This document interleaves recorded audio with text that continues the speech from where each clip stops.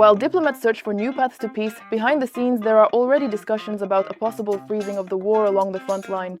Is the Kremlin really ready for negotiations? And why did Zelensky turn to the president of Brazil for help? And what scenario for ending the war are Ukraine, the US, and Western partners currently considering? We'll be talking about all of this today.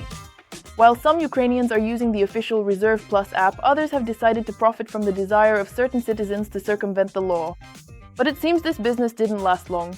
The security service of Ukraine, together with the cyber police, uncovered a hacker group that had created an almost identical copy of the official Reserve Plus app. The visual forgery was practically indistinguishable from the real service of the Ministry of Defense, which made it possible to deceive users.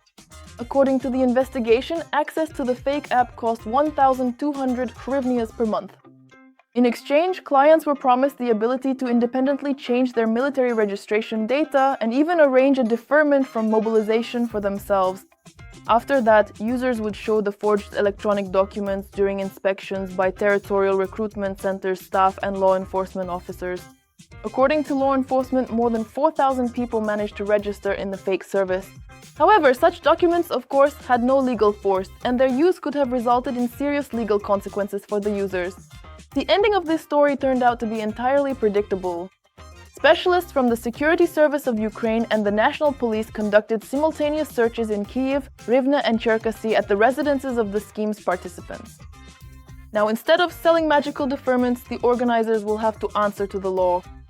This story once again shows that when someone offers for money to fabricate a legal status or promises to bypass state registries with just a few clicks, most likely it is a scam that could end not with a deferment, but with criminal liability.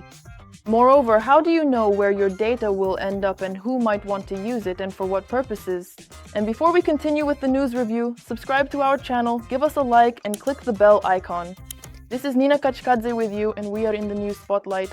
While the world searches for new ways to bring the war to an end, another influential international player may join the diplomatic efforts. According to Brazilian media, Ukrainian President Volodymyr Zelensky has asked Brazilian President Luiz Inácio Lula da Silva to help reinvigorate the negotiation process.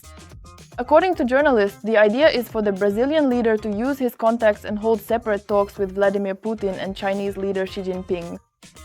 Kyiv is counting on this diplomatic initiative to persuade the Kremlin to agree to direct negotiations and a face-to-face meeting between the Ukrainian and Russian leaders with the participation of international mediators.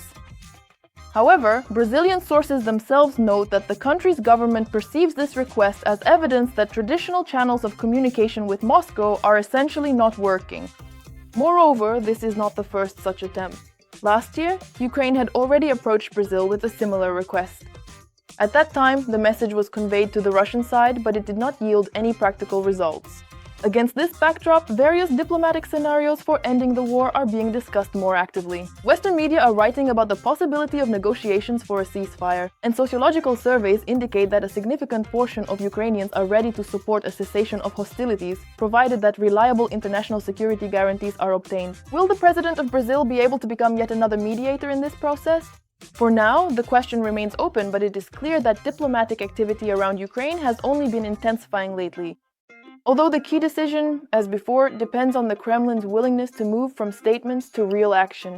Meanwhile, while fighting continues on the front, possible scenarios for ending the war are being discussed more actively behind the scenes. According to The Economist, informal contacts between Russia and Western representatives have resumed.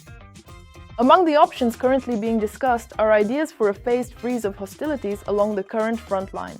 According to journalists, the possible plan consists of two stages.